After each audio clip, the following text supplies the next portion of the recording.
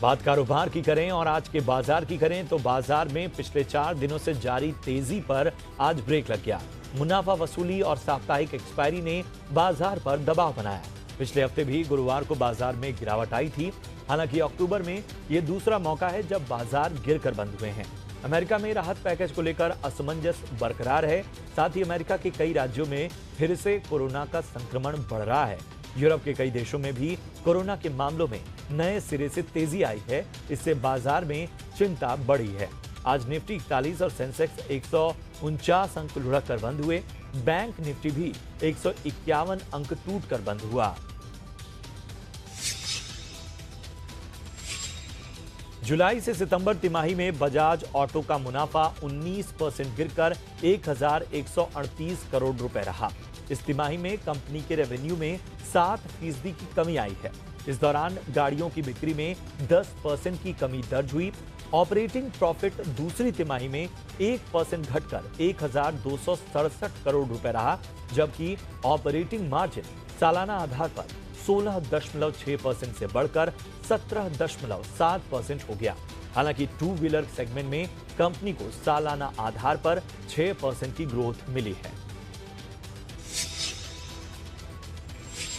Equitas small finance bank का IPO आज पूरा सब्सक्राइब हो गया।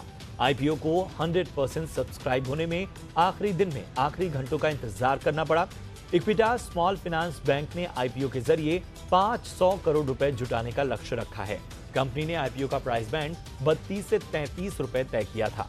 इस आईपीओ के तहत 280 करोड़ रुपए के नए शेयर जारी किए जाएंगे। इसके अलावा बैंक की होल्डिंग कंपनी इक्विटास होल्डिंग के 7 करोड़ 20 लाख शेयरों का आवंटन ओएफएस के जरिए किया जाएगा। देश की सबसे बड़ी IT company TCS Deutsche bank की टेक्नोलॉजी यूनिट खरीदने की बात कर रही है। माना जा रहा है ये डील इस साल के अंत तक हो जाएगी। अगर ये डील हो जाती है तो इससे टीसीएस को एक बेहतर टेक्नोलॉजी का प्लेटफॉर्म मिल जाएगा।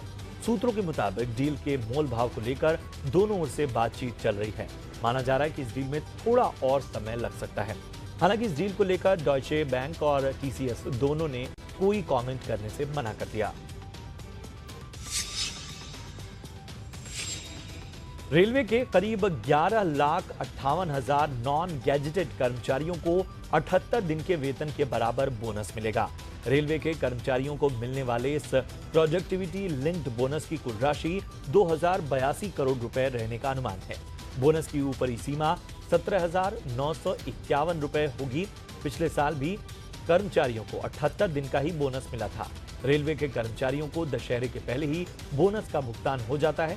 पिछले कई दशकों से इसका पालन हो रहा है, लेकिन इस बार कोरोना संकट की वजह से इसमें देरी हो रही है।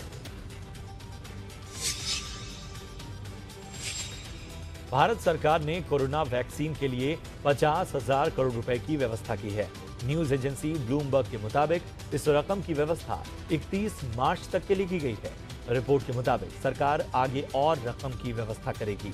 सूत्रों के मुताबिक केंद्र सरकार ने साफ किया है कि वैक्सीन के लिए फंड की कमी नहीं आने दी जाएगी। प्रधानमंत्री नरेंद्र मोदी ने मंगलवार को राष्ट्र के नाम अपने संबोधन में कहा था कि देश के सभी नागरिकों को वैक्सीन उपलब्ध कराई जाएगी।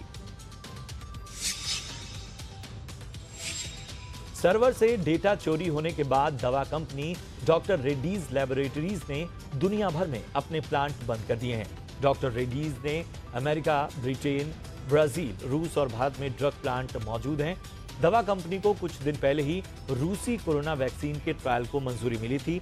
Drugs controller general of India DGCI ने डॉक्टर रेड्डीज को देश में रूसी वैक्सीन स्पुतनिक वी के दूसरे और तीसरे फेज के ट्रायल की इजाजत दी थी।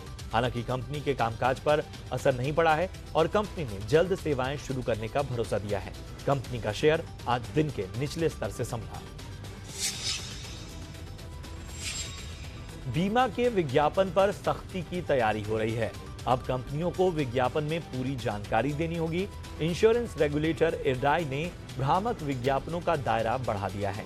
इंश्योरेंस बेचने वाली इंटरमीडियरी को भी इसमें शामिल किया गया है। अब कंपनियां बढ़ा चढ़ाकर दावे नहीं कर पाएंगी, साथ ही दूसरी कंपनियों के अलग प्रोडक्ट से भी तुलना नहीं कर पाएंगी।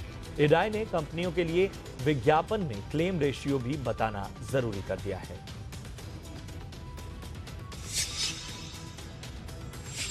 अमेरिका में H-1B स्पेशलिटी नौकरियों के लिए अस्थायी बिजनेस वीजा मिलना बंद हो सकता है। इससे हजारों भारतीय प्रोफेशनल्स प्रभावित हो सकते हैं।